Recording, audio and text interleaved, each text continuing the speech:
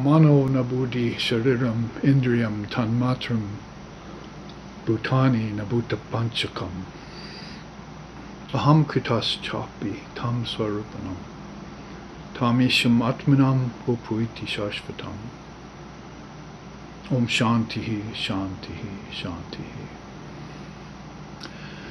That one attains to full identity with Brahman, who dissolves the senses, the subtle senses, the elements, the subtle elements, the mind, the intellect, along with the ego, into Brahman. Brahman is the soul in all. Om, peace, peace, peace. May that Brahman protect us. May it sustain us. May it illumine our thinking consciousness. May we not find fault with each other, with the world, or with the teachings on Brahman. And may what we study be a source of inspiration to us eternally. Om, peace, peace, peace. May peace be unto us, and may peace be unto all. Om Hari Om, Hari Om, Hari Om Tat Sat.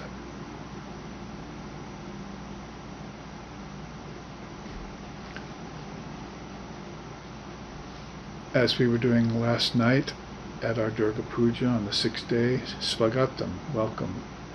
Welcome amongst us. We were asking the Mother in the form of Sri Durga, the ultimate goddess, to be amongst us. Om Yasya Darshanam Vichanti Devaha Svabhista Siddhaye Tashyai Te Parameshini Svagatam Svagatam Jame. May she be welcome here amongst us, and may we have darshan with her. Hopefully we'll do that every day of the 365 days of the year, but in these particular 9 days, in which we're on the 7th right now, called Saptami, at least here in the United States, because in India you'll look forward a day. Then we have to think of it as a very rare and special opportunity to invoke her. And yes, you'll do puja and invoke her external image. That's Tripura Sundari. That's 3 cities she's in. You think about it, if you think about it Upanishadically, the first city is that image of her that you're worshipping. So it's very important, even in Vedanta, this upasana, this worship of images. As Sri Ramakrishna Paramahansa used to say, that's not just an image of 5 elements that you've gathered together there, called mrinmoy, all made of Maya things, but it's chinmoy, it's things that are gathered together of consciousness. They just happen to be formed into any given image. And there are also articles around her that are of metal and wood, fragrances, holy water, Ganges water, and flowers that we offered last night in our 10-article worship to Sri Durga. And there are 16 article worships and 18 and 24 article worships. We probably would have all fainted by that time and not been able to finish the puja, because it had already gone 2 hours for us. And we were all in a sort of blended state of subtle ecstasy and exhaustion, because the whole day had been spent gathering these elements and cooking sanctified food and making garlands by hand from flowers grown here in the Hawaiian Islands, beautiful tropical flowers. And then we sat for the worship. So a little bit of a preview of what we've been through in the last 24 hours on the 6th day of Navaratri. 7th day here, Saptami, beings are still worshipping her around the world. We have to think about that, because here in the West there's not a lot of evidence of it. Of course, there's not a lot of evidence of spirituality in the West per se at all. Maybe churches and steeples. But as Lord Buddha said, the rust has begun to corrode everything. The rust of monasteries is the lack of recitation of scriptures. The rust of households is the lack of spiritual self-effort. So that's the Lord Buddha saying that. So if he's noticed in his time, which is 550 years prior to Jesus' arrival here on earth, that was one of the avatars that India looks back to, because great souls like Jesus are there are many of those coming in India, the way they look at it. So if Lord Buddha is looking out on households at that time, 550 years BC, and seeing that people have lost that light, that tejas, that sheen, that, as Sri Ramakrishna said in Bengal just a couple hundred years ago or less, worldly people look very pale and wan. And these people aren't Caucasian either he's looking at. These are brown faces he's looking at, and they should have this radiance coming out of them, particularly if you are in a country that worships Brahman and Divine Mother equally, and all the deities too that are there. So that shine comes out of people who keep their minds fixed on Brahman and on Ishvara. And that's God with form and God without form. I don't turn those around. God with form, of course, is Ishvara, and Brahman is the formless reality. So both of those are of equal import in India. And in our tradition, which is particularly Ramakrishna order, as you come into SRV Loka, you'll find that we have a practice that matches the meditation on both of those. We're supposed to practice both of those ideals and hold them dear, because Sri Ramakrishna has said, of course, he was a man of realization of many ideals, but he said about these two, form and formlessness, that they can be held at the same time. It's a little more difficult than holding one.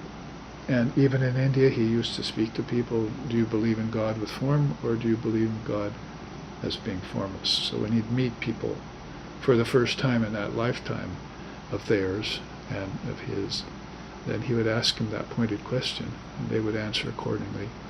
Not many people were holding, even in India, were holding both ideals. So this is another great benefit we have to Avatar of Adhishtaya. Call that the most recent visitation of the best of all avatars has come there in the form of Sri Krishna. And I'm speaking in this way in this class, and not just to tout my own lineage and my own perspective, because we know Sri Krishna was essentially a non-dualist, but he had this deep love of Mother Kali, and it is Durga Puja, so then I guess I'm allowed to speak a little bit about those things that were nearest and dearest to him, that you might say in terms of Mother Kali, she was formless form. Our founder, Lexixon, I think, coined that phrase, as far as I know. So it's somewhere between form and formlessness, she's there as a presence. Black is her color, and she has beautiful songs about her radiant blackness. So she'll blend in both to nature, and she'll blend in also to unmanifested nature, and we'll see that she's the matriarch of both.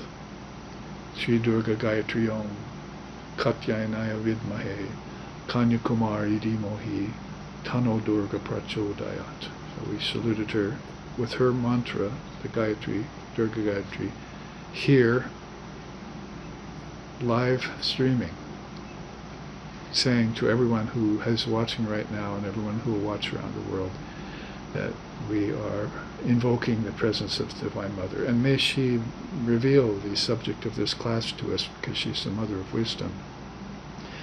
And 2 weekends ago, 2 Sundays ago, we had the Naham part of this Triputi class.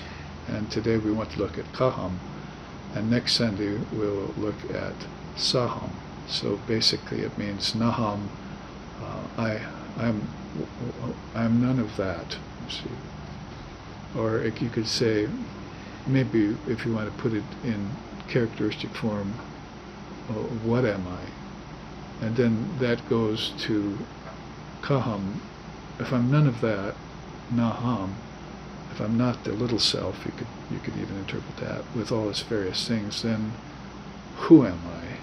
You probably at that point wouldn't be saying what am I, because you've gotten rid of all the whats, the whys, the whens, the wherefores, and you would have arisen at I must be something other than changing particles. My consciousness is stable and steady enough to ask this question, who am I? Atma Vichara, the inquiry into the nature of the unchanging self, which we all feel probably from the cradle to the grave. We all feel it, maybe in different degrees.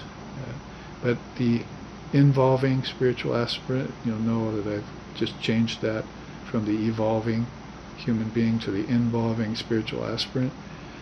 Will become aware more and more by degrees that I am Atma Brahma, as we chanted last night. See, we had 4 Mahavakyas. This is the Chakamudra, and we faced her, and we recited the 4 Mahavakyas as an acknowledgement of her presence as pure conscious awareness, as timeless, deathless consciousness. So she's the best representative of that in form. Formless form, we could call her then. So here on the 7th day of Navaratri, we do welcome you into the serious subject of I am not anything changing. Well, who am I then? I am, well, I'm not going to give away next week's class, but you probably already know who you are. I hope you know who you are. But my point, by bringing all 3 of these up, because my teacher, Swami Sheshanandaji Maharaj, peace and blessings be upon him, said these very things from the podium of the Vedanta Society when I was attending it, when I was in my 20s and 30s. And he said that this great, if it can be called a practice in Advaita Vedanta, because there's hardly any practices, anything that resembles an actual practice. In Vedanta, you go to yoga or tantra for things like that. But if we could call it a practice right now, if that phrase can be allowed, then he would say that that was practiced and advised by as long ago as Lord Vashishta.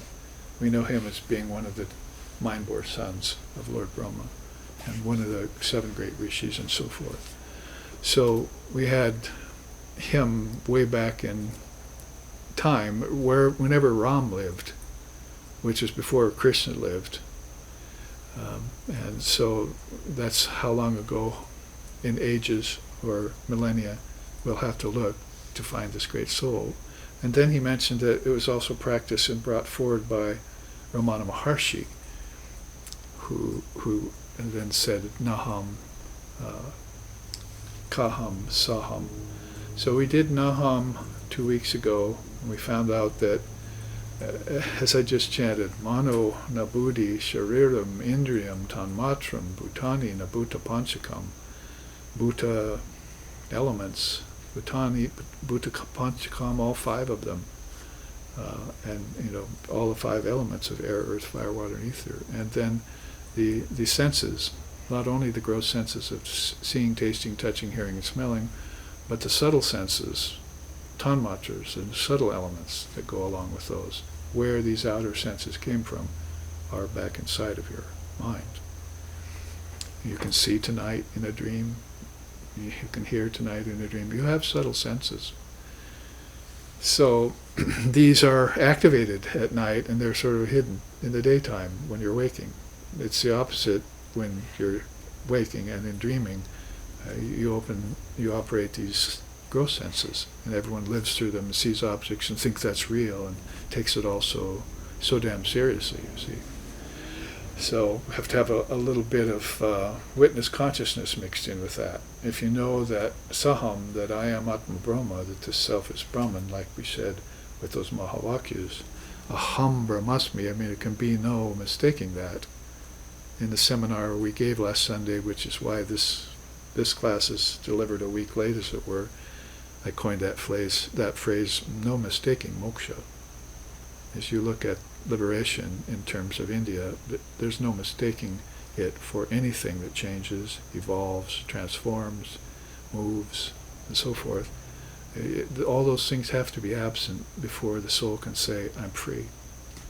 I was always free, but because those all things were present and dancing in front of me, and I hadn't said Naham to them, then all of a sudden, here I am hypnotized by them. Like Sri Ramakrishna said, going to the garden of nature and forgetting the gardener. Wow, who projected all this? Does that question ever arrive in anyone's head when they first see nature? It says, let me into it. I want to swim in water. I want to eat that earth. I want to feel that sunshine on my back. I want to breathe that air. I hope you do, and you breathe it well and with health. I hope it's all done in consciousness and with good health for everyone, because gurus can be very critical about the choices people make, see, the lifestyles people are living, and the poor choices that they're making that bring suffering to them and others. But they still have a great sensitivity for your well-being, for your highest well-being. And therefore they will keep these teachings of the Dharma prevalent and present age to age. That's one of the 4 functions of Lord Shiva, by the way, is to keep the teachings present age to age, and the ashramas that keep the teachings and give the teachings out through acharyas and teachers. So it's very much a part of the tradition. All the darshanas in India hold that sacred. They're not going to let that go. So they're not going to abandon you. They're not going to abandon your soul. So all of this is very helpful then when you come to ask that question, Kaham, who am I then? Maybe you look at them and you say, am I them? Am I like them? Can I also be transcendent, peaceful, equanimous, non-emotional, unconcerned, blissful, peaceful, beneficent? All those qualities that we've worshipped last night in Durga's image, when we did the 10 article worship, giving her all these things. Yes, ritual, but very profound ritual with deep meaning and ancient that echoes way back. Not only echoes way back in time, it echoes into the eternal moment where she is. So there she is inside of you, waiting for you to awaken. And how long will she wait? Yugas? A Mahayuga? We looked at that at the seminar last week. How about a Manvantara?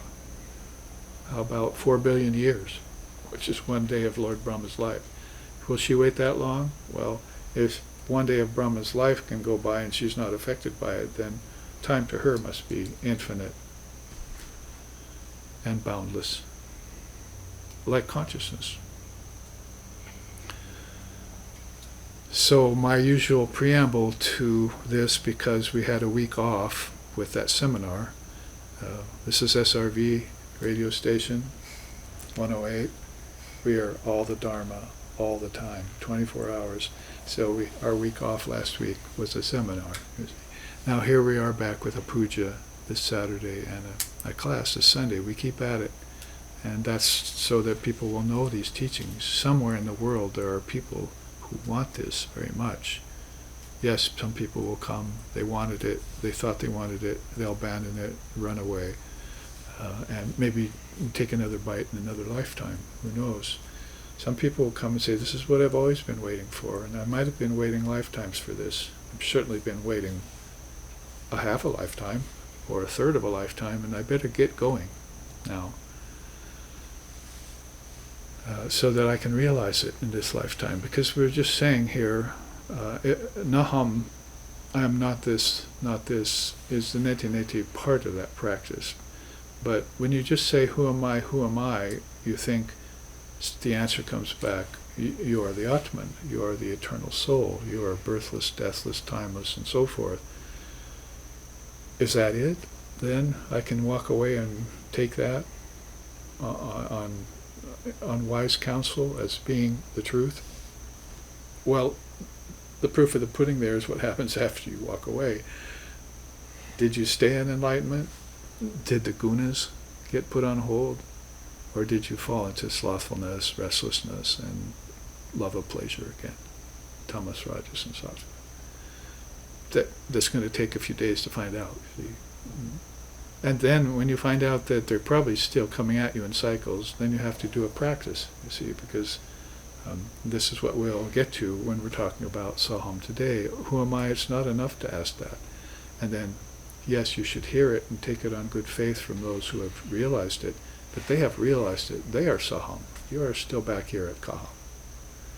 So who am I has to be asked again and again, deeper and deeper levels of, until the question gets finally answered.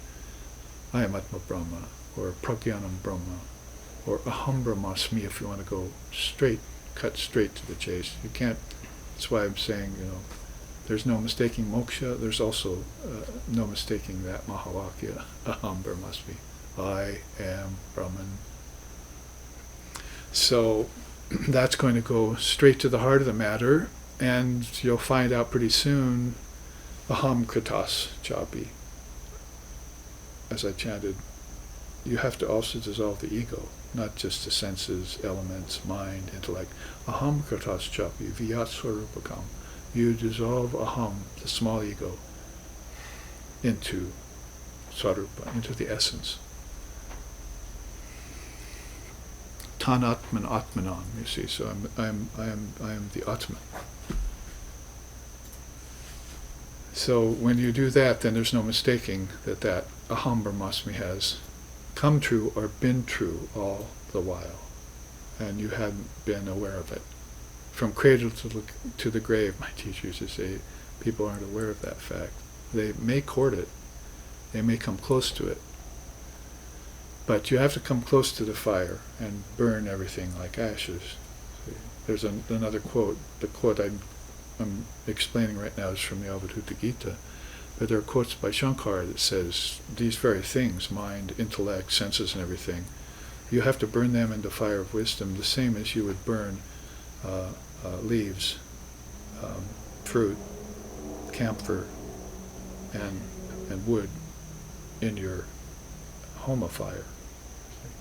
It all has to come to ashes, because everything turns to ashes in the end. Anyway, that's not that hard to understand.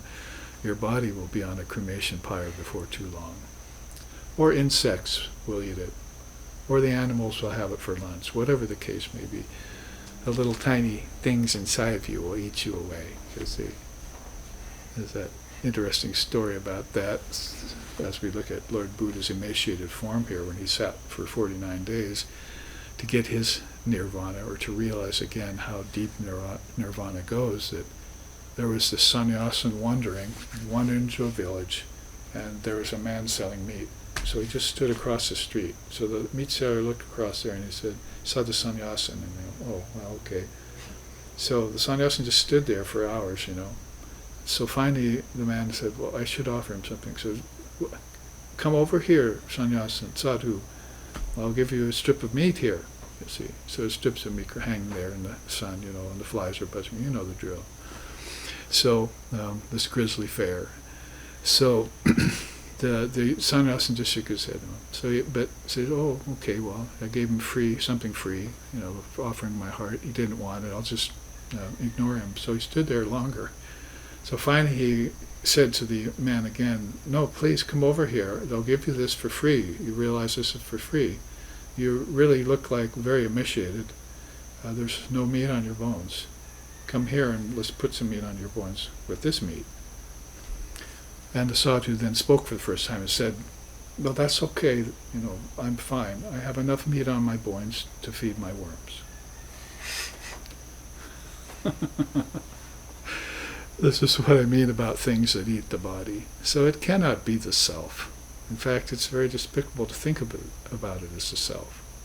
See, you're talking about senses and enjoyment and all that, and making a baby and all that. The scriptures call that the filth of the parents. The filth of the parents. What you want is to see this soul liberated from that kind of thing. So if it has to come through through a fetus and through a baby and so forth, and grow up from cradle to the grave, then you want to give it everything it needs to get free.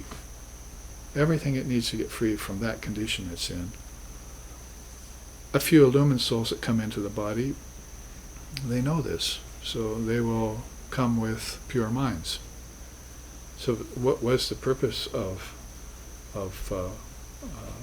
mano nabudhi, shariram, the five sheaths, dissolving them, dissolving the mind and the intellect, so that the mind would be pure. You're not like taking the brain out of your head and offering it in puja or something, in a home of fire. You're getting it close to knowledge so that all its seeds will be burnt, like rice, like paddy, Shamakarsha said.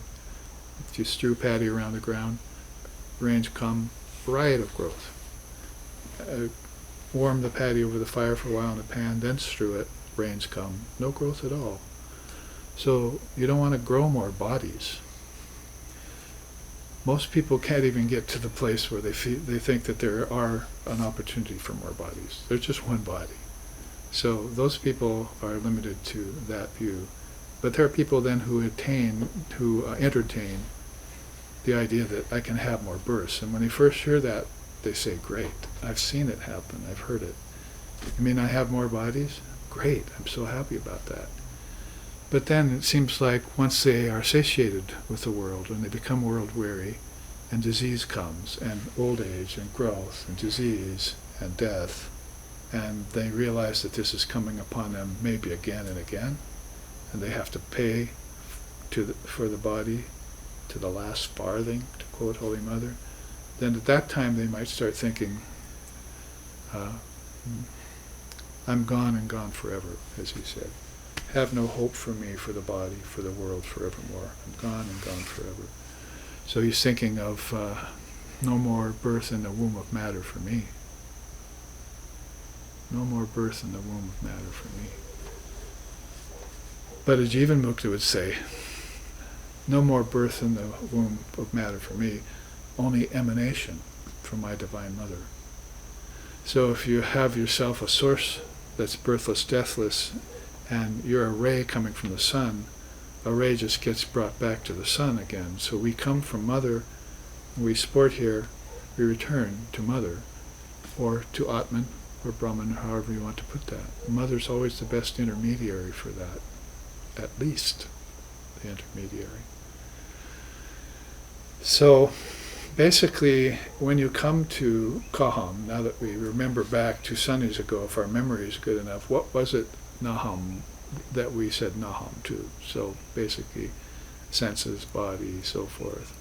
But I first brought this forward to look at it so you can see that how Shankara took the 24 cosmic principles of Kapila so long ago in the Samkhya period, and pretty soon had molded them into, in a very recent time, only 1300 years ago or so, which is recent for Indian philosophy, molded them into the 3 bodies. So I just chanted sharira, sheaths, you must dissolve all the sheaths also back into Brahman. So we had this very beautiful example of the 3 bodies, and we've seen it before enough times that it's called what we call kind of a war horse now chart that we can always look back on and benefit from. But nevertheless, we bring it up here in context of Kaham.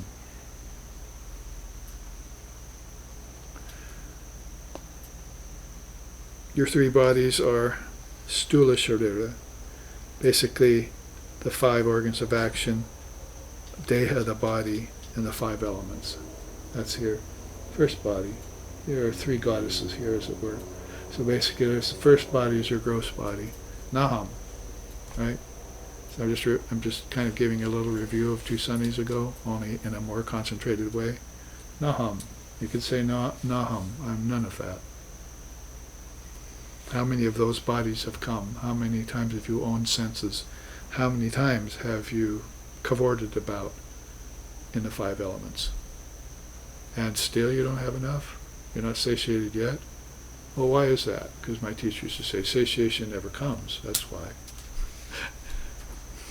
You have to transcend You can't get to the infinite through the finite.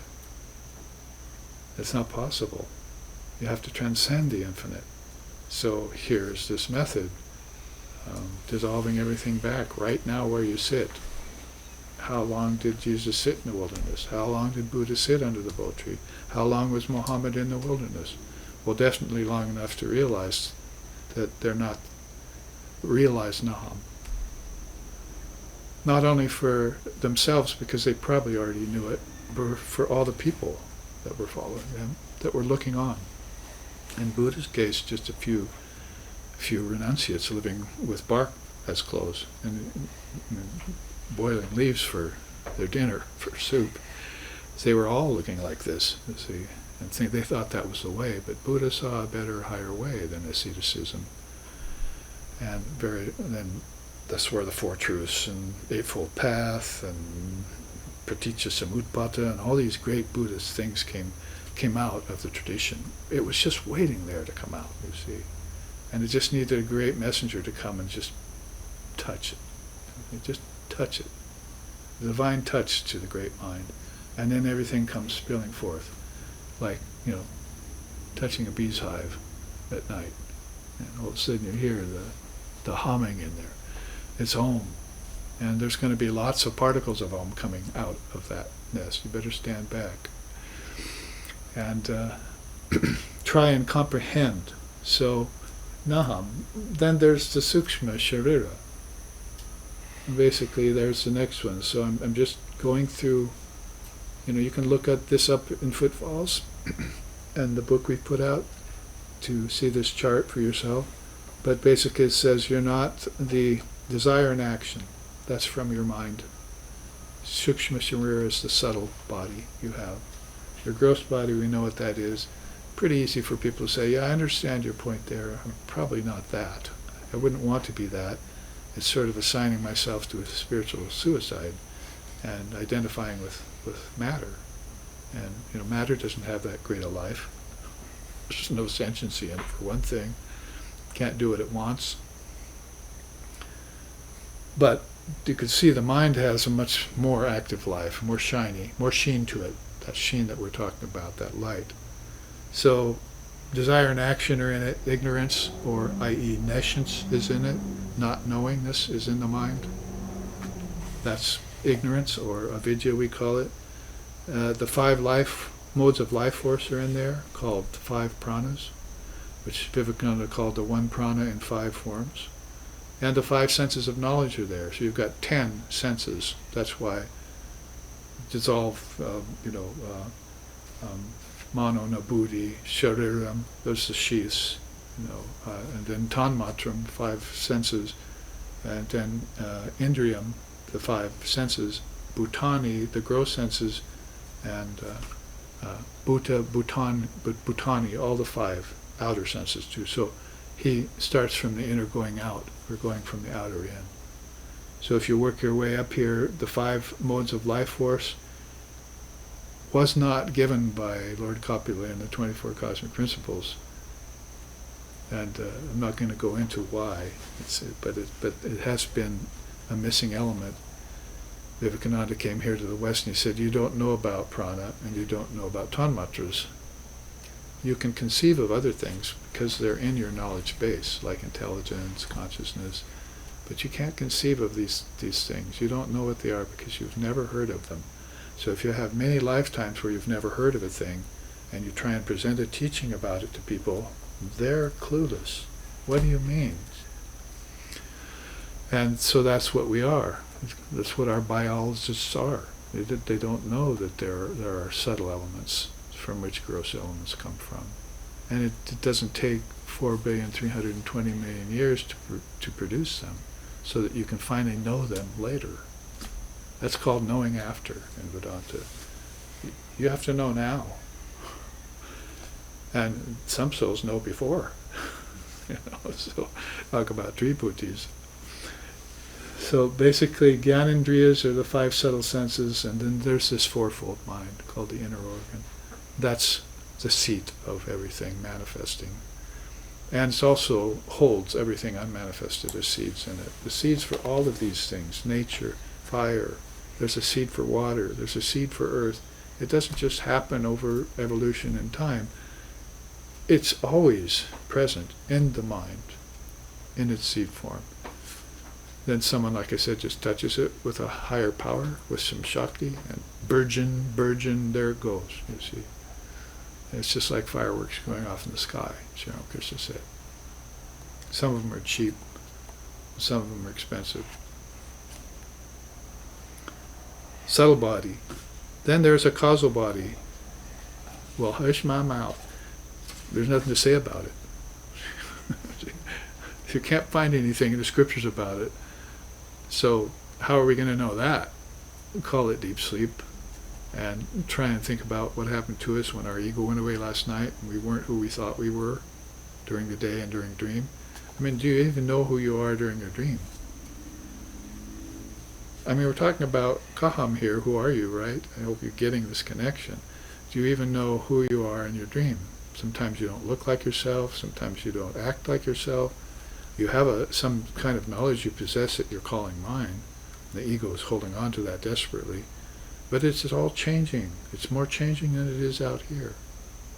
One Swami told me once that if I was given $1 million, in a dream, and I kept it in a dream bank, most likely I would go back tomorrow night and it wouldn't be there. See? So I'd rather have $1 million out here in the waking state, put it in that bank, because I can pretty much depend upon that, at least for a few years, until dishonesty and deceit comes in a materialistic society, and then, hey, where'd my money go? But anyway, a dream bank is not going to be there tomorrow night. So this is the you think you are in the subtle body. They have designations for this in the Upanishad, Jagrat, Swapna, Sushupti, and the three kinds of beings you are when you are in those states. It's a very nice study. Vedanta has its version of that. So Shankara is inserting this in deeper into us. All the thing you can say about your causal body is where the intellect ceased vibrating, because your ego went with it. It's a mind existing in its subtlemost state. So it must be a mind still there because you came out of it. So that's what we're calling a storage tank, you see. It's not self-storage. That's the Atman. Go along a freeway, you see self-storage as you go by. You see, it must be everyone keeping their Atmans in there, because I certainly don't see them out here. Nobody's being the self. They're keeping their Atmans in self-storages along the freeway. So I don't see the self. Or there are three gunas resting in equilibrium in there. So that's why, if you knew your deep sleep state and the gunas came out at you and kept threatening you or bothering you after you already said Saham, or after you already said Kaham and walked away, then you'll know there must be something not quite right in my swapna, in my sushupti state. See, my sushupti state, I've not mastered it. I've not transcended the gunas, so there the gunas are. In the deep sleep state, I'm going to have to get to them. Remember the rule, you cannot get to the infinite through the finite. These are all finite things. They're the non-self, called the anatman, and we're looking at them in terms of, who am I? Am I those things? They are very subtle. Most people will think they are the intellect. People aren't body-oriented at all. It's not like everyone's walking out there, thinking they're the body, and like fools. A lot of people like that. But some of them have already transcended that. That's lower thinking. I'm really the mind. I'm the intellect. I'm my knowledge, and so forth. That even becomes a subtle problem for a jnani, person who's trying to go beyond higher knowledge to more on that at another time. Well, the only thing you can say is this apyaktam. So he says down here in this, the body, organs, pranas, mind, ego, modifications, objects of the senses, pleasure and pains they usher in, 5 elements, the universe, and unmanifested nature, all these constitute the non-self. I mean, thank you, Lord Kapila, for doing your homework on the 24 cosmic principles thousands of years before Ram and Krishna, but thank you, Shankara, in a more current age, for giving us a list of what we aren't. It's all Maya, from avyaktam, right there, the undifferentiated, all the way down to the element earth and the gross body. It's all Maya. You don't think Maya is an important word and has a lot of deep connotation for us. Or, if we can't describe it all, we could put it like in the way he sings it. Nacha prana sango navai pancha vayu navasata dhatu nava pancha koshaha navakpani padam nacho pastapayu chidananda rupaha shivoham shivoham chidananda rupaha shivoham shivoham.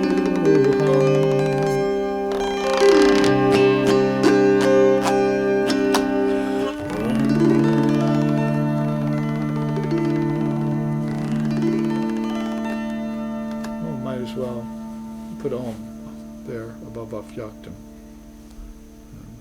He will do that sometimes. Then Name Dvesha Raga Nabe Loba Moha Mado Naiva Me Naiva Matsarya Bhavaha, as we transition over here to what we're not in the Buddhist way. So here's how Shankara in a more modern time would tell you about Naham Saham. Naham Kaham. None of that I am. Then what am I? Or what I'm saying here is, what am I not? If I'm not that, then who am I? So you wouldn't go and say, what am I? And then say, or say, I'm not, what am I not? But you then flash forward and say, what am I then? You'd have to shift to who am I then? And you would, because at that time you know that you're none of this. So where is the who in all that? Where was the strand? Like last night in the puja, we had the Sutradhara sitting there, you see, an image of the Divine Mother, and she was reciting the things that the pujari must do, right? Okay, now achamana, purify your senses with water. Okay, now samanargya, stop on it. Now put the water there, flower, grass, leaf, rice, in all the mudras. Put it there after you've done the diagram. Put it there and make sure that all the elements have been purified. See, so but just by doing that act, it's not just those little things in the little kosha there. You just said that word, navapancha koshaha, right? So it's not just those little things in the kosha that are purified, it's everything in the room and outdoors that just got purified by doing that ritual. And then, hum. I have to take time with the Dana mudra because it's difficult. Vam. And om, aim.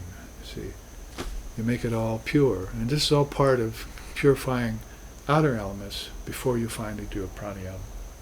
And then you do your nyasas, the purifications of your body. So you want everything pure before you worship the Guru. Then you worship Ganesha. Then you worship Lakshmi. Then you worship Saraswati. And Durga is waiting patiently. Yeah, give them all worship. They're all my attendees, you see. And then you get to Mother Durga and you've got 10 gifts for her. See? She's waiting for her brand new sari. See? This will enhance your beauty. So, do I digress? I don't know. But in basic, I'm saying that all of these things, this is a tantric view of what I'm saying. See, it's why I'm going to Buddhism next, and after that, I will go to Krishna's view of it. So basically, then, if you take the tantric view that's coming up, you say, all these very things that I say I'm not, they have a use. I'm going to deify them, because I still have to live with them. So I know I'm not them, but now I know that Brahman, they're shining. They come out of the mind, and they shine as reflections of Brahman. Brahman's their consciousness at different states of vibration, that's all. So no need to negate them with any kind of negativity. No need to affirm them with any kind of hope. You just use them, you see, as elements that have been provided to you by Divine Mother. So now you're a Tantric Vedantist, or a Vedic Tantricist, see.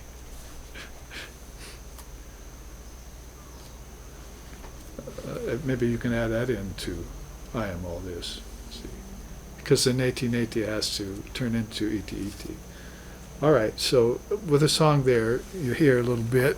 Song is, of course, a funny word, but it's a stotra called Nirvana Shatkam. And I mean to put it on YouTube soon as a recording, so all of you can see it and hear it with full instrumentation.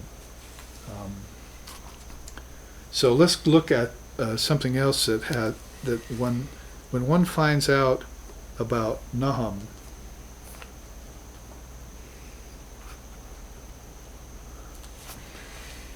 then one will probably need to face off with some things. That's kind of where I'm going with Kaham. You see, if I ask who I am, then I just said to everyone, right? You can't just say the word who am I, who, you sound like an owl. Because they did that back in the 80s and 90s when Ramana Maharshi was becoming known. I got a little bit tired of hearing who am I all the time, and then not seeing anything happen because of it. And so the contention here is, who am I, who am I? You've already said Naham, I'm none of that. Then all of a sudden you go back and take I'm all that again into I am this, you see. Saham, I am all this. How do you take it back? You just gave it up back there. So you can't take it back as matter because it's not the self. You can't take it back as thought because it's not the self. You cannot take it back as energy because it's not the self. So matter, energy, and thought are not the self. That's one of the most valuable modern Tripujis that we've put together. Svetasvatara Upanishad says that. And modern means this is how it's being interpreted now. So if you've given it up, you can't take it back. You wouldn't want to lick up the spittle you spat out on the sidewalk 2 minutes ago, Sri Ramakrishna said. It's gone forever as any kind of essence that was in it, or any kind of substance that was in it, abiding substance. The only abiding substance is Vyat Swarupakam, is that essence that we just chanted. After I got rid of Mano, Nabudhi, Shirinam, Indridam, Tanmatram, Bhutani, Buddha, after all of that was gone, with the three bodies and all, then I went and said, well then who am I? So where we are right now with this is that who am I has stages. That's all I'm saying. It's not just you can say who am I and say, got it, I'm the Atman, and walk away from the whole thing. That's not working. I haven't seen it work yet. And I've been teaching 40, 50 years, sharing this Dharma with people from both Vedantic, Buddhist, Samkhya, and Tantra perspectives, to say the least, and the followers of these pathways, these darshanas, and watching them, not only here but in India. So my contention, if it must be that, is that who am I has stages. So you're going to have to face off with a few things. So I hope in the next time that we have left, I'll be able to show you this quickly, and then show you Sri Krishna's prepare for battle chart. Because Arjuna's out there, dropped his bow and arrow, right? That's not a good thing for the lovers of Dharma. Have you ever thought of it that way? Oh no, Arjuna, don't do that to us. might not be as brave as you are. We might even be cowards, but if we are, we need your protection. So don't you drop your bow and arrow. And listen to Krishna and then pass it on. So we'll understand it here in darker ages to come. Kali Yuga, for instance. And these great souls are back in the Treta and Dwapara Yugas, and they came, Sattva Yuga started it all off, but here we are in the age of darkness. Thank God Sri Ramakrishna came and brought the Divine Mother of the universe. If Brahman could be thanked, we'd all go running there and thank him. If he had ears, we'd sing his praises. So let's look at this chart, which is a quick study. Yeah, and sorry for the image; it's rather stark, but I got it. It's a statue in a museum in Calcutta, and I said, well, that's got to have some use later. I took this probably 20 years ago, and this could be something very good around the ascetic way of paths. I was thinking at the time maybe Buddha himself found the asceticism was not going to be the best path, particularly for this age. So then I had some sort of real stark Neti-Neti teaching, but actually it is kind of Neti-Neti in its scope here, and it has beautiful quotes though that show you who Lord Buddha was. He says, even as a strong current of a river sweeps away reeds on its banks, so too does Mara, death, destroy all those with worldly cravings again and again. Now, it's like Krishna is saying, and we'll get to that soon, of those who come to know of me, 1,000, only one comes to know me. Those who hear about me, only one comes to know me. Of 1,000 of those who come to know me, only one knows me in truth. So here you have Buddha, much later in India's history, saying this again, that Mara, death, destroys those whose worldly cravings are not dissolved again and again. So you're going to want to dissolve where the worldly craving comes from, you see. It's basically mind. But look at how it manifests worldly craving through all this, all the way down to senses and matter. What are people really after? They want the world. They don't want God. You have to be real clear about that if you're going to share the Dharma with people. They don't want God. They want the world. So we're going to have to give them wisdom about God. So maybe they'll let loose of their hold of the world and turn towards something greater and better. See? So lead them in that way. It's like Vivekananda coming here, seeing us, saying, wow, how industrious are these people? They're like Prakriti Layas. They've like mastered nature, or they're getting around to it. I better write back to the brother monks who I've invited to come here to share the Vedanta. I'll write back to them. So he writes back and said, when you come here, you'll be amazed. You're all still frogs in the well. You should come see what the Americans are doing, and the English. Of course, they'd seen some of the things the English did, but let's not go there right now. But come see what the Americans are up to, and the American women. How amazed he was at first to see free women, relatively free will women. This was even before women's emancipation, so you can imagine how bad the condition of women in India had been if he saw American women before emancipation, so-called, came to them. And he was thinking, wow, look at that. That's wonderful, you see. So there are degrees of this kind of Maya that's covering everything in human minds.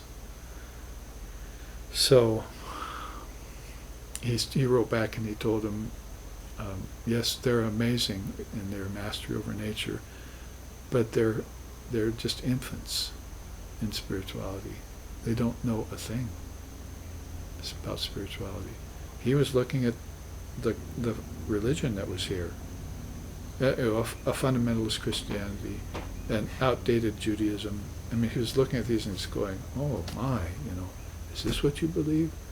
Is this what my people have come to? And we talk about Moses talking about my people. That's a Jewish race. You talk about Vivekananda, talk about my people. He's talking about 7 worlds of his people. All the lokas are under his control. He's the highest rishi. I sang that song last night at the puja. Sri Ramakrishna Ekadin. So if he says this has happened to my people, he's saying the people of the world. He's a world leader, not just a religious leader. So go on with this. Those deluded souls jump from life to life like a monkey from tree to tree. And you can go to India and see that. Monkeys jumping from trees to trees, I mean. But whosoever overcomes the billows of relative existence will see these sorrows duly lifted, falling away like drops of water from a lotus leaf. So whosoever overcomes the billows of relative existence. So here's the billows. In Vedanta, they're called these 6 transformations, and in Buddhism he calls them 6 billows. Sometimes they get the name Sadormi. I saw. So basically, you can see on the Buddhist side of the chart there, I put them together side by side because they differ a little bit from age to age. But let's go with Vedanta first because we're more familiar with that. Birth, growth, disease, old age, decay, and death. 6 transformations. How about once you realize that you're none of this, and then you see what's behind it? Time, space, name, form, causality. That's what's not said here, right?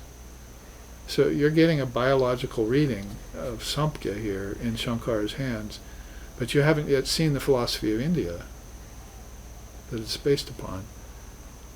These are the things that are the rub on existence, relative existence. Otherwise it would be fine, wouldn't it? Oh gee, I don't have any disease. I'm not going to die. But you can only say that from the absolute standpoint because I could sing it out of the same stotra, Nam Richor Nashanka, Name Jati Beda. I'm not going to die. Why? Because I never had a birth. So talk about jumping the gun. Talk about preconception. Talk about getting an upper hand over everything in relativity. I was never born. I could sing you other verses the Avatut sings about that if there's time. In Buddhism's look, it's hunger, thirst, grief, delusion, old age, and death. So you can see old age and death are the same. But in Buddhism, there's these billows they talk about because they're always rising. The body's never satisfied its hunger. It can never satisfy its thirst. And grief might as well be the 6 passions. See? Lust, anger, greed, envy, delusion, and jealousy. Greece might as well be the moniker, the word for all 6 of them, the 6 passions. And might as well, but actually it's one of the 8 fetters in Vedanta. So it's like a coverall for 14 things, really, when he says it there. So that's it. That's the chart, except for the fact that he's sat under the Bo tree for so long. And this image here that I put on either side is when he came out of his enlightenment, he was sending love and blessings to all beings in the world. And what did he say was happening? They shot arrows back at him. This was actually a physical incident in his life where people tried to shoot him with arrows, army. See, you go through the divine Leela of Buddha. Now it's all in pictures it's beautiful on the web. They've taken, all these scenes of Buddha's life that most of us have never heard even half of, and put them all in pictures. Beautiful, what he did. Like going before the Red Indians, and so forth, in different parts of the country of India and up north. So basically, they just shot arrows back with him. He threw flowers. He continued to throw flowers. So that's his nonviolent stance. One thing, and it goes deeper than that, is compassion. This is why Swami Vivekananda said, one of the greatest beings that ever visited Earth, if not the greatest, Lord Buddha. He had a huge love for him. Final quote, and then we can, I'm presenting this from the standpoint of Kaham, right? When you say, I'm not, who am I? Then you're going to have to look deeper than just a few biological principles and some problems in your mind. You're going to have to look at the philosophy now. And this is the next stage that I'm talking about that people don't go to. And say, oh, I think I understand you. I'm going to pretend I'm not the self, I'm not the non-self anymore, but I'm going to act like I am the non-self. It doesn't wash, you see. It doesn't wash. My Oregonian accent or my English coming out of me, but my friends used to say, you always say wash. So I've made an attempt to say wash in that sentence. So basically, here he is saying, Lord Buddha again, renounce all thirst and cravings, master philosophy and terminology, and take your place among the foremost of the sages. Bear this body for the last time. Is there any mistaking this message? No mistaking Buddha, right? Think, I am the conqueror of all. I am the knower of all. I have relinquished all the power. I have relinquished all by the power of the self. I am liberated. No mistaking a message like that. The only thing I can think of when I hear that, I thought about it, how inspiring it was this.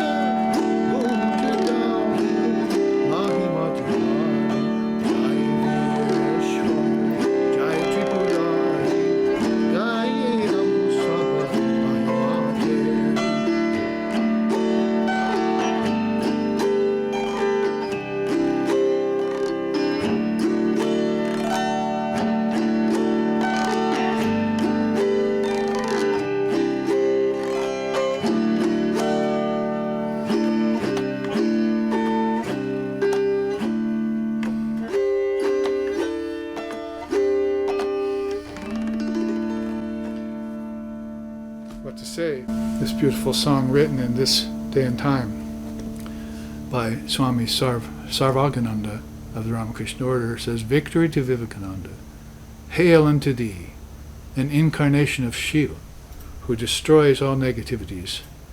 The devotees sing your praises with jubilant voices. O Vivekananda, O Videshwara, that's the name for Shiva. O Shiva of Varanasi, that's the Shiva. The many atmospheres, gross and subtle, resound with the power of thy name. So victory to Vivekananda. Jai Ho, Vivekananda. That's all that came to me when I said, do I have any music that would go with that? Buddha's saying. So the two might as well have been one. You see, they said that maybe Vivekananda is an incarnation of Buddha, but then they look and say, well, he's also an incarnation of Shiva. You know, boy, what have we got here in this age when you talk about Swami Vivekananda? It's amazing. Very inspiring. So that's all, basically. The 6 transformations. I'm looking at them as I said, in terms of Kaham, is that you're not that. You know, when you say, who am I? You're Naham, all of this. But you also have to look at these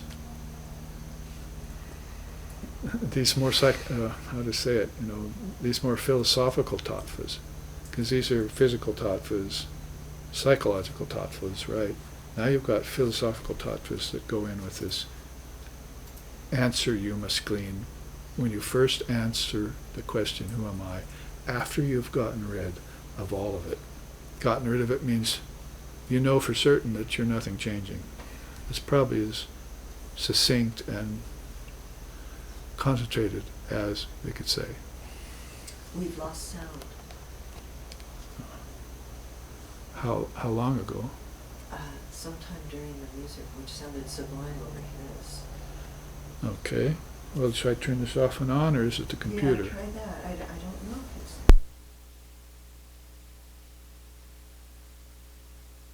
Okay, I'm back on now. Test, test. 1, 2, 3, test. Tap, tap. I don't know if the... I'm asking everybody now if sound is back. I'm If hearing from Mark David that it's... Hello, testing. 1, 2, 3. Let me try something else. Saptami. Durga Navaratri period. Maybe the great inspiration of the song blew out the microphone. Couldn't take it. Sounded great over the headphones, which means the camera files will be good. Oh yeah, so that's great. We have it copied.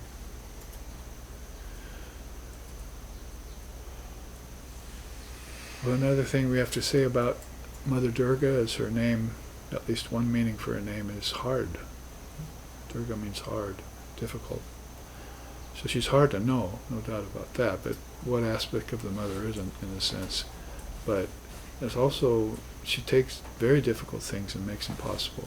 That's where this idea of taking two black stones, smashing them together, and what was left is consciousness. She does that. People can't take these contrastic opposites, philosophically speaking, and somehow make that fit in their mind. It's beyond them. But she can do that. And that's part of revelation in an age. Like opening up the chakras for a certain rishi. It's beautiful. Mahachamashma opens up the heart chakra at one age. People all of a sudden, oh, gee, what's that? The only thing out here you have equivalent to that is breaking the sound barrier. People go, wow, what's that? Okay, Babaji, I think you should just continue the class, and at least we'll have it On a with, camera. Camera files. All right, that's too bad. Yeah. So none of them are hearing it yet? Germany is getting it, and everybody in the U.S. is having problems. Oh my gosh. Well, what did Anurag say, that all of West Portland is out, right? Yeah. I wonder if But it's... he's been up here, and let's see. All right, so then let's move on. And it's very low volume. That's Kanya. She's all, yeah, that happens with her. Always a problem.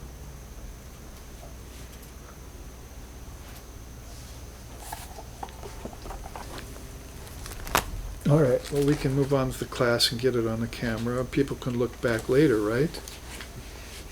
Yeah. Isn't it? Yes.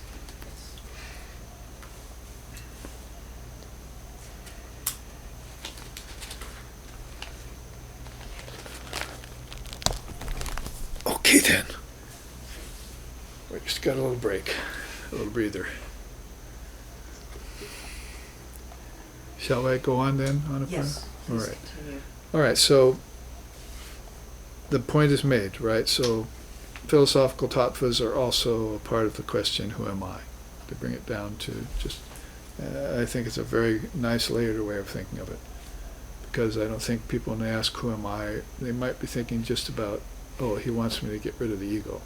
Or the seers want me to get rid of the ego, so that the aspirant knows what a rascal the ego is. And it was part of what the fourfold mind was about when we tried to get rid of it. So they're saying, oh, he's talking about my ego, I have to ripen that. Or I have to somehow diminish its influence on me. Or maybe get rid of it altogether, but Sri Ramakrishna said that's not possible as long as you have a barda. You cannot get rid of the ego. That's what happens in deep sleep, and you're not in deep sleep. You don't have to ask there, what am I not? Because it's already happened to you. You're nothing there.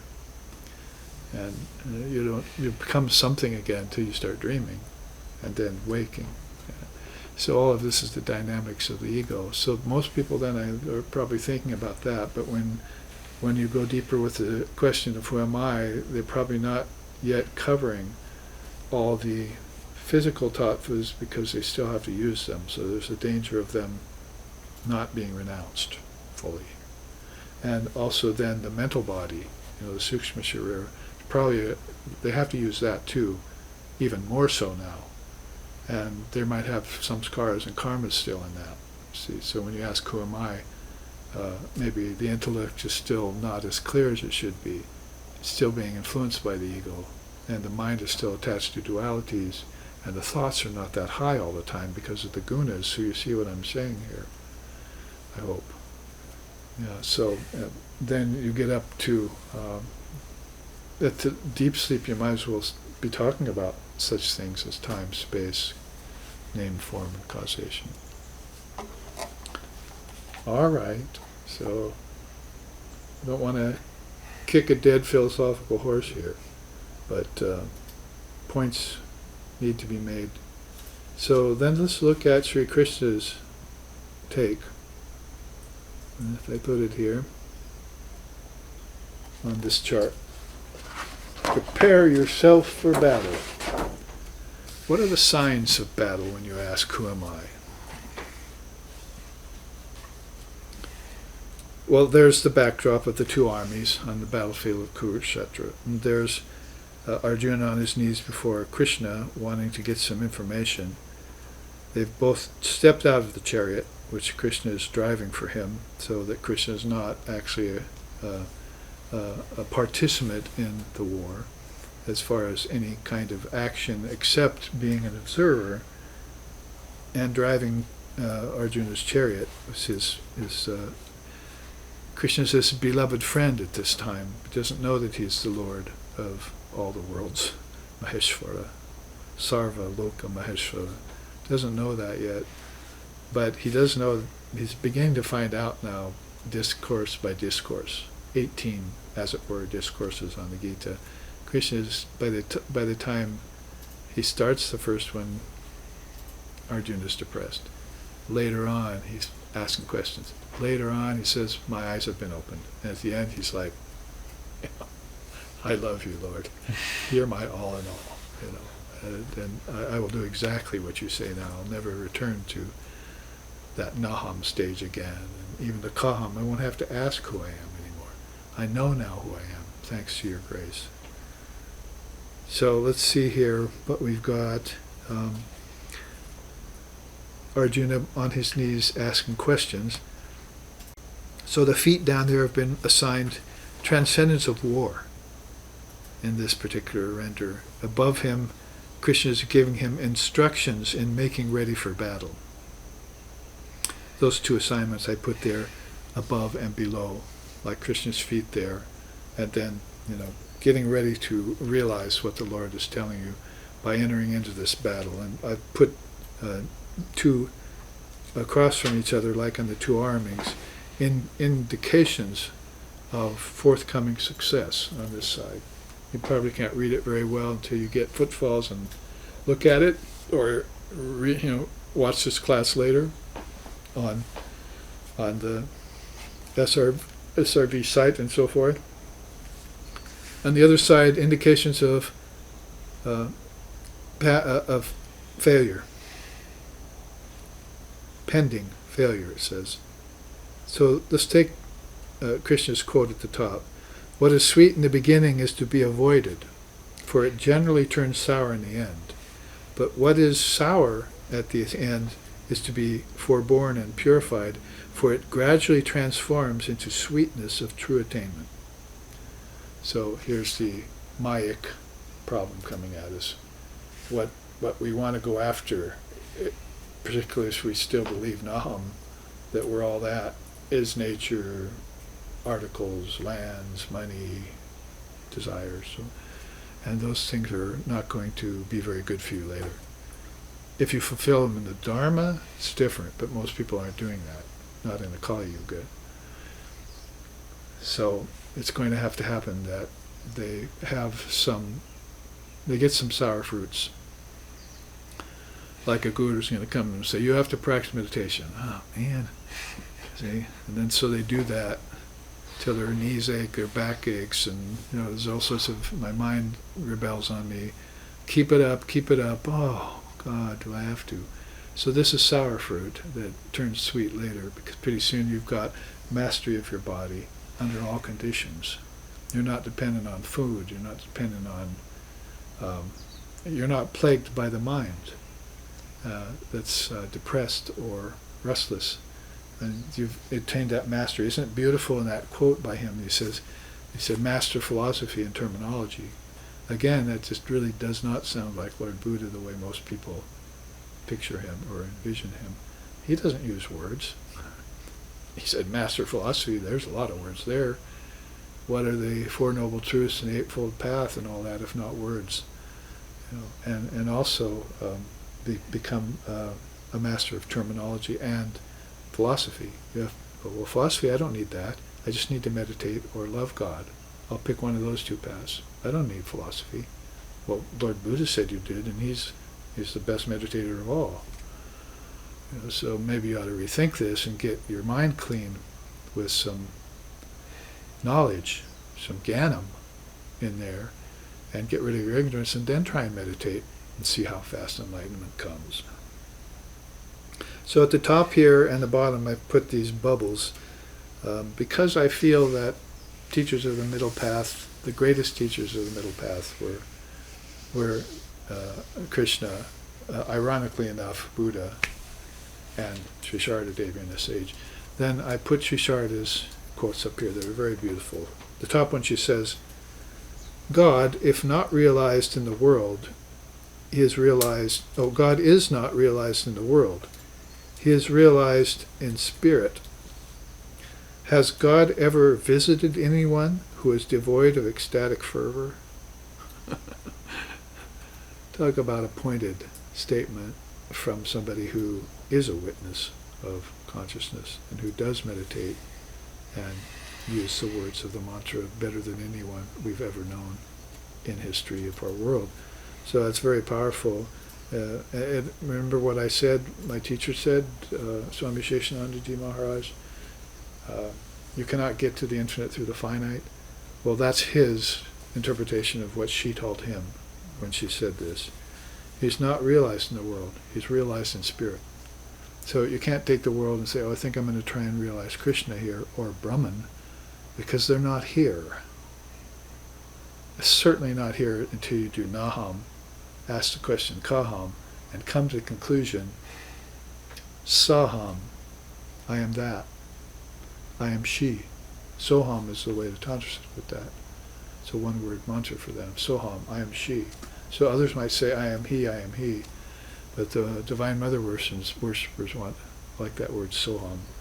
I, aham, gets turned to Soham, or Saham, with I, without I, or Naham, without the small I. And Kaham, then you could see the beauty of the whole play on these two syllable words, which might as well just be bijams. So beautiful. She goes on to say, has anyone ever visited, has God ever visited anyone who is devoid of ecstatic fervor? My goodness, there's so many people claiming God realization. Do we see them go into ecstatic moods? Show me them. Show me them on the web. Show me them on the YouTube. They may be dancing, or they may be pretending, whatever the case. When you saw Sri Ramakrishna, there's no mistaking his ecstasy. There's no mistaking liberation. There's no mistaking his ecstasy. So he danced with a combination of a lion and an incense plume. See? That's how he danced, completely taken over by Mother. So she saw this in her divine husband. And she's making a very powerful point there. Basically, has God ever come to anyone who hasn't had ecstatic fervor? If God comes, it means if God comes, the world goes away. And Sri Ramakrishna used to say that through his own experience. across the board as we take these exciting and very inspiring quotes of hers. Ordinary people are quite happy. They eat, drink, make merry, and forget God. Only the devotees know no end to real suffering, and that is because they do not see him. So they see the world and they're happy, but the devotees see the world and they go, where is he? Where is she? And this doesn't allow them any rest, any peace. So they can have their happiness, you see, but it's all this very minimal surface happiness. We already know what happens to that. Arjuna is an example of that, because he's not realized yet. He's dharmic, true blue dharmic, but in the dharma of everyday life of the world in that period of time, his brother Yudhishthira, that's another level of dharma. He's very, very realized, and so Krishna doesn't need to go and talk to him, you see. But Arjuna is coming up through that, and he's in this plight. He's in.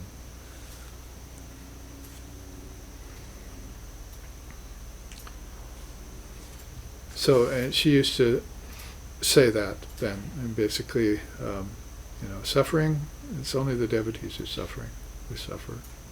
The worldly don't suffer except the suffering that's the opposite of pleasure. Pleasure, pain, pleasure, pain, pleasure, pain. The devotees are kind of beyond that. They're getting bliss, loneliness, bliss, loneliness, bliss, loneliness. You see, where is he? Where is she? And then when he comes or she comes to him, they get this bliss. They get this sattva. Are there people having sattva? We might as well add that in. Has sattva ever come to anyone? You know. So that's what they're getting. But we see that, this basic overall, this very base suffering, that's not what's causing the devotees to weep and to yearn, as Shankar said. It's because, where are you? Where are you? I know you're there. I feel you. Come forth. All right, so two beautiful quotes to start us off, and we probably should look at down the chart. There are indications of pending failure. So, here's the army that's, where it's going to lose, and here's the army that's going to win. These armies are in you. So, here's signs. Imagining that the world can grant all that one desires. That's a sign of pending failure. Attachment to work, considering it everything in life. That's a sign of pending failure. Thinking wealth and enjoyment of the sense objects to be the purpose of human existence. Failure. Getting elated by praise and honor and deflated by blame and criticism. Well, go back up to his sour, sweet analogy and you'll see where he's coming from. And listening to conventional opinions only while turning away from wise counsel.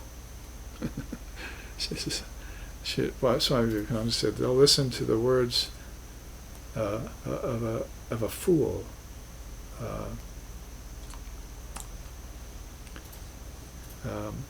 Who's speaking lies, but they won't listen to a few words of a wise soul, even though his words ring of the highest truth. I'm paraphrasing. So that's what he saw about us in the West. We're just going to all these fools, listening to this nonsense. Even nonsense on the relatives plane, like, you were a monkey once. Oh, okay.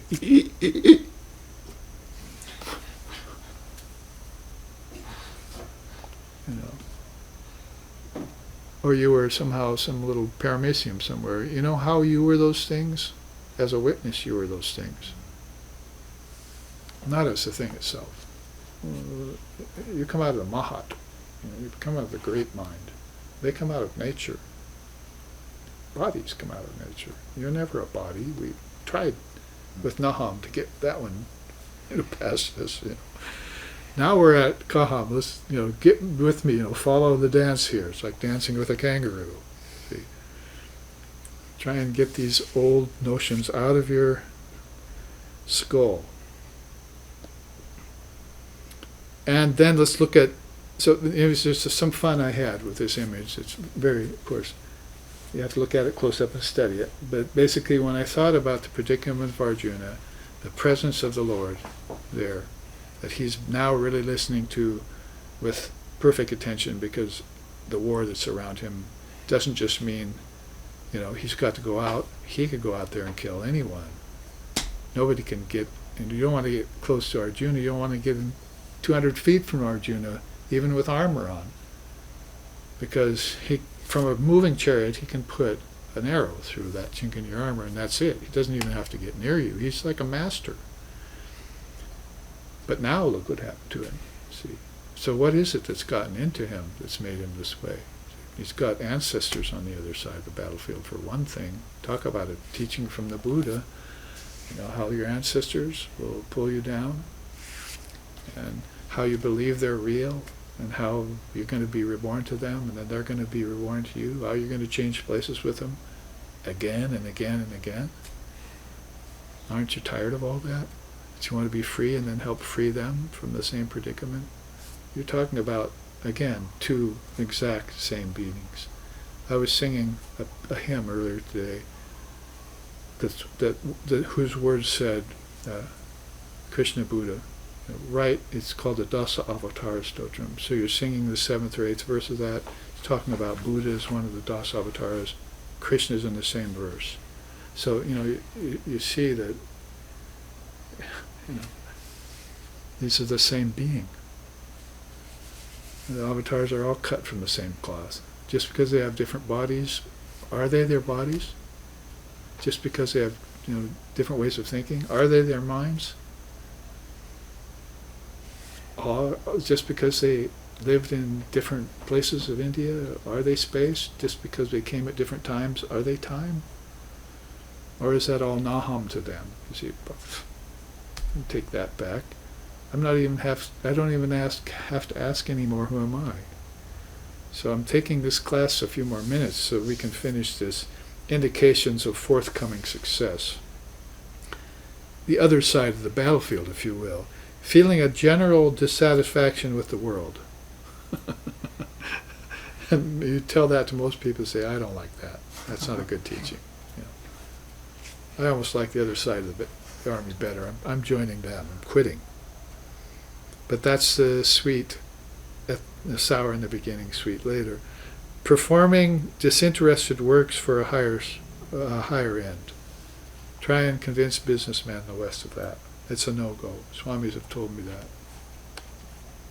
That they can't see why they should do anything for free. And when they do something for free, it's so that they can get something from it, out of it, like fame, or be noticed, or their ego gets a stroke. So the selflessness we were talking about, that as opposed to the selfishness is a sign of spirituality or not, or more spirituality and less, depending on what degree of selfishness is in the mind, or in the other case, how selfless you are. Third thing here is considering the increase of knowledge and spiritual growth to be the point of life in the world. We saw across the board what they thought was the point of life in the world, but this is the increase of knowledge and spiritual growth that you get on that track. I'm feeling better every day. See, sattva is with me more often, isn't it? You go on retreat, and you're near holy company and so forth.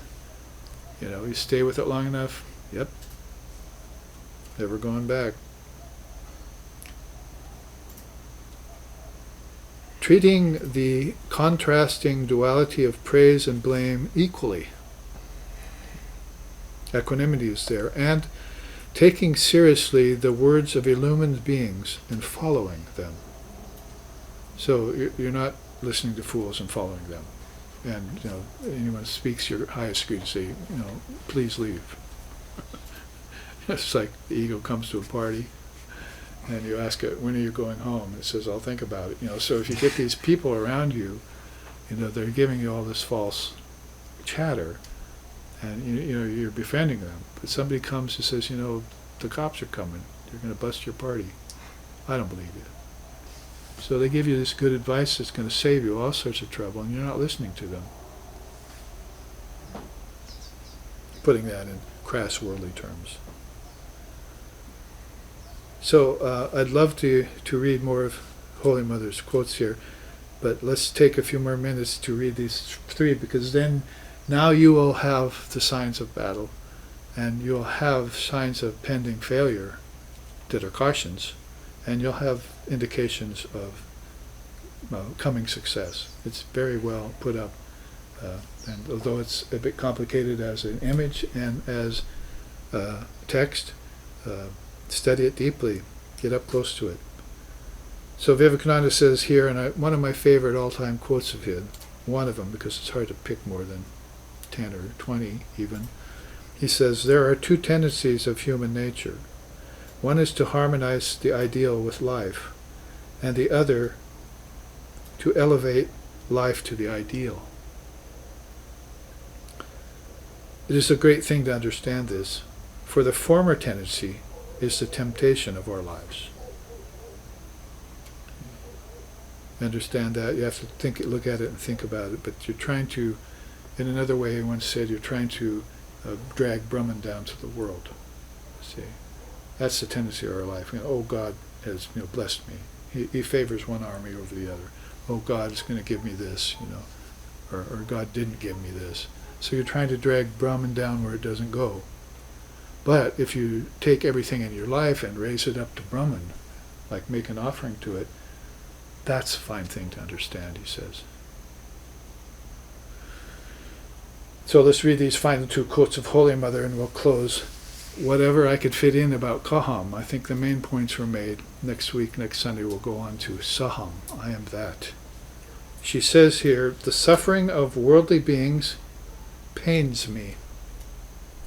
But what can I do? They will not seek liberation.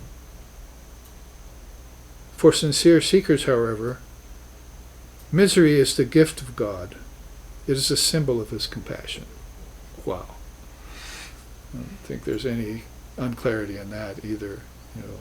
Some woman went to Padre Pio once and said, will you take away my suffering? Because he's having stigmata, right? Oh, you must be Christ. He must be in there. You can take away my suffering. And he told her, if you knew how beneficial your suffering is to you, you would not ask me to take it away. So, talk about the sweet and the sour. Sure, she didn't want to hear that. Who would, who is suffering? Or what kind of suffering is it you're suffering? Is the suffering your fault or coming from another quarter? I mean, there's all sorts of things to delve into that you can do for yourself here. But to go and ask an illumined soul to do that, he's looking at your karma and saying, you've got to do this to get there. Is there going to be divine intervention there? I think probably pretty rarely. And finally she says, when a favorable time dawns, man gets the desire to contemplate God. When unfavorable times come, he acquires the facilities of doing evil. Thus, one should constantly make oneself fit for the grace of God. Sri Sharda Devi, He Mahamate, our great mother, says this. So instead of a chant, I will end with a piece of a chant that I wanted to chant last night at the puja, but there was not time for.